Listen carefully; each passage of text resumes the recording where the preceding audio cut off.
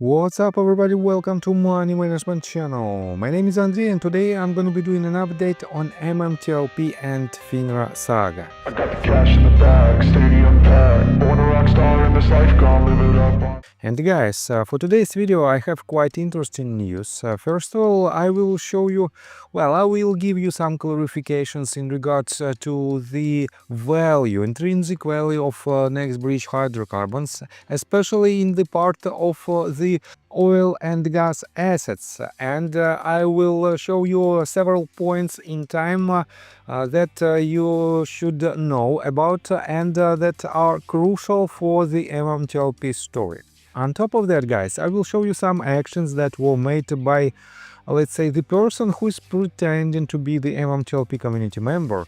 And I can tell it because the people who are trying to attack the community members are not the people who want to see the resolution in this story. And guys, I have to admit that I'm really upset about these actions. So, and before we dive deep into all of this, guys, please hit the like button for YouTube algorithm and drop me a line in the comment section if you think my videos are valuable for you. On top of that, if you want to know more about technical analysis, if you want to enhance your trading skills, feel free to subscribe to my YouTube channel and join my Patreon account. And guys, for now, you can join my Patreon account, you can join two tiers of my Discord group. One of them costs you $50 a month, and you will have 30-minute one-on-one Zoom call once a month. But if you join with the gold tier, you will have a weekly one-on-one training session with me for just $150 a month. And guys, to be honest, this is the most popular tier for my patrons right now, and let me show you a sneak peek on the most recent activity in the Discord group.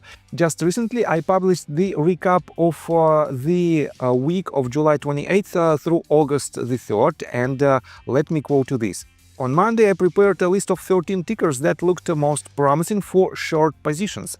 As of August the 6th, 10 of them delivered returns ranging from 0.33% to 24.4%, an average profit of 6.1%, while only 3 tickers showed a potential loss between 0.85% and 1.74%, an average loss of 1.22%. More detailed information is available in the attached images. And you can see that I made this call on July 28th, and I wrote, here's a list of tickers that might present shorting opportunities. Please remember, this is not a blind trade signal. Further technical analysis is required before taking actions. And here is the list of the tickers that gained substantial profits. It is 10 of them, and only 3 went in completely opposite direction. I also gave a direct short scalping recommendation on Tesla and Oracle. Both brought an average profit of around 1.5%. In addition, I identified one ticker suitable for a medium-term short position. If you'd like to know which company that is, join my Patreon. As usual, I provided a detailed market overview and analyzed the following tickers: SPY, BBAI, NOV, UNP, NEO, UAA, and CRWV. So guys, if you want to be a part of this amazing community, join my Patreon. So guys, and I want to begin today's video with a set of tweets that were written by Timmy Donahue, and these tweets in my opinion are very interesting, and it explains a lot about the oil and gas assets. And what is more importantly, I will show you some crucial dates and some crucial facts that you should know about, because these facts leads me to the conclusion that a lot of people in the board of directors of MMTLP knew about the real position, let's say, fair value of next bridge hydrocarbon stock or MMTLP stocks back in 2022, right before the U3 halt, and they acted accordingly to this information. So let's start with this tweet, and first of all I want to pay attention to the screenshots of Junk Sevi's tweet that she wrote on July the 12th of this year. She wrote and she addressed this tweet to Rob Carter. She wrote, "Hi Rob Carter, I am so often accused of not answering the XTD's questions or debating them. I find debates with them pointless, as most of them are not shareholders, refuse to acknowledge facts, and constantly flop red herrings out there to distract from the core of the MMTLP fiasco. FINRA's used the result of MMTLP that ended in trading 2 days before the published and promoted end of trading, protected the criminal enterprise, and trapping 65,000 plus investors for over 940 days. But I wanted to have some fun, wreck some narratives, and maybe learn a little something new. So are you ready for a threat? Let me quote you another part, part 2.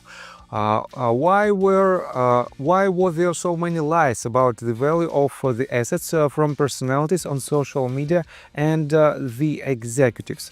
A. Since the assets were never developed to the point of production or sale, how can you reasonably conclude any valuations were lies? B. You don't prove 134,000 acres with 23 wells. C.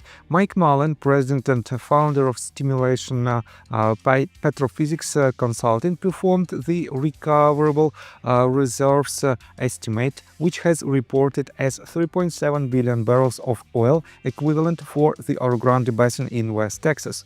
Mullen is a respected independent expert in his field. D.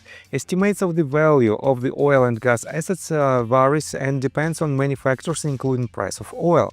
E.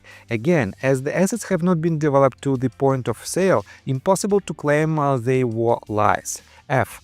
What does any of that have to do with FINRA's youth result that ended trading 2 days prior to the published and promoted the MMTLP fiasco?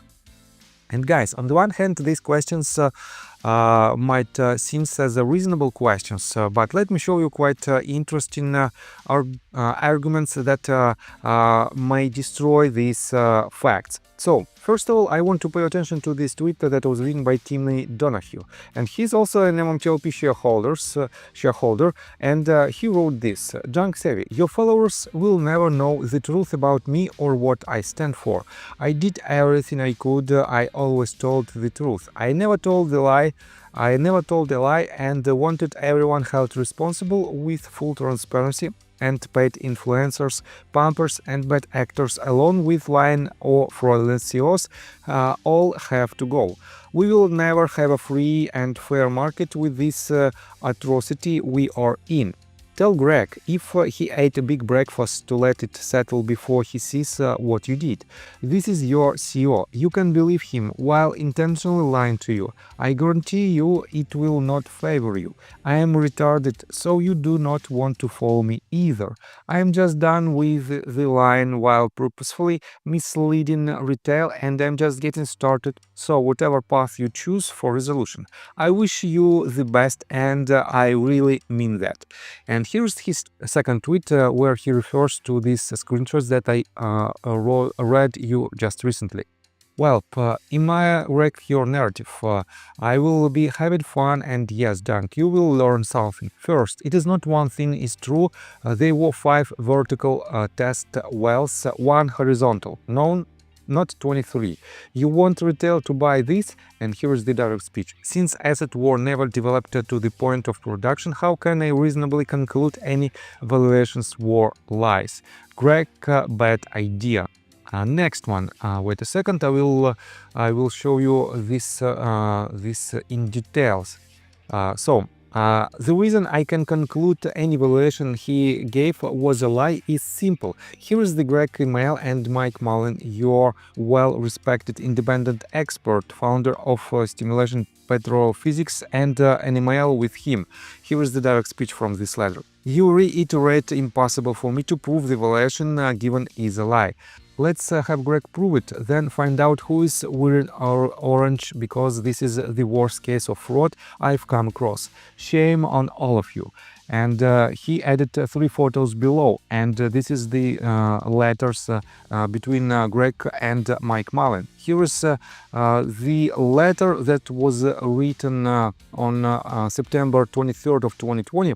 And here you can see some highlighted information. How much production did you make? And here is the highlighted answer. Considerable water, no oil, and very little gas, probably acid gas after acid job. What are your plans for the well next? Potential SWD for the field, more than 100,000 acres in the lease. Products to be reported, oil and gas, or both. Slim of oil, not a barrel, and non-salt, and very little gas. Type of completion, oil or gas. Attempt was for oil, but unsuccessful as of now. Other possibilities for the well bore. So guys, you can see that well, Greg McCabe knew about the lack, let's put it this way, the lack of oil in the Orogrande Basin back in 2020. And here is another tweet from Timmy Donahue. Junk service, your defense or your job for McCabe is dangerous. You addressed this, you cherry-picked it, or he ordered you. It didn't matter, each one Greg, actually Greg, does by knowing and acknowledging the unless wells and then creating false info, the cherry on top, putting it in the investor slideshow. People, open your eyes. Read and you will see she is purposely misleading retail. Ready for me to wreck the narrative. 1, 2, 3, go. On A35 number 1's 33 BOEPD is a lie. No production, just water and gas per January 22nd, 2021 email. Mullen's 3.7 barrels lack any proof, and the 23 well claim is inflated.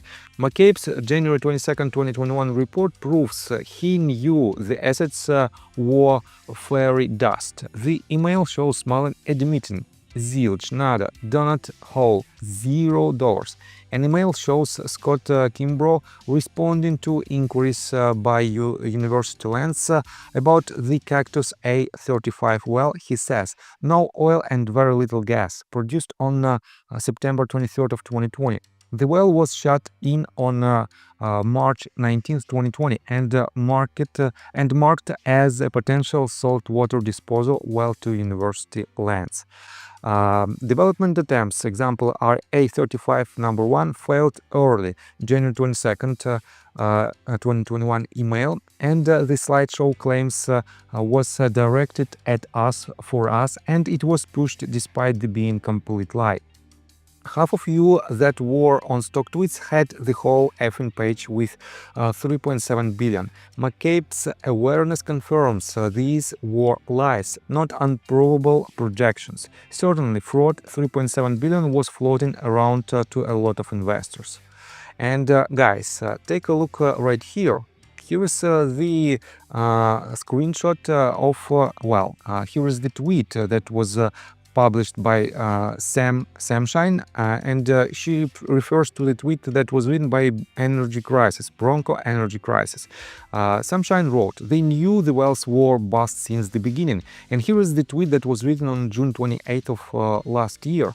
There were emails between McCabe and Delvina Yuka, who later became NBH COO, in January 2021 about the wells in Orogrande. This was exposed in a datalog Dropbox leak I uncovered on accident. SEC follows my position on Twitter. Hope it was helpful. And here you can see the dates and the letters itself and the conclusion that all of these wells were pretty much smoke and mirrors. On top of that, guys, here is another tweet. Wait a second, I think it is at the top of the screen. Yes, and this is basically the letters that I showed you just recently, but it proves that this well was shut on March 19 of 2020, and it was pretty much empty well, and there was no oil and gas at all. And Sam Shine wrote this. At that time, Greg McCabe's team left all their email and legal docs in an open Dropbox, and everyone could see the wells were corrupt. But John Burda still told investors NextBridge had 3.2 billion barrels the world desperately needed.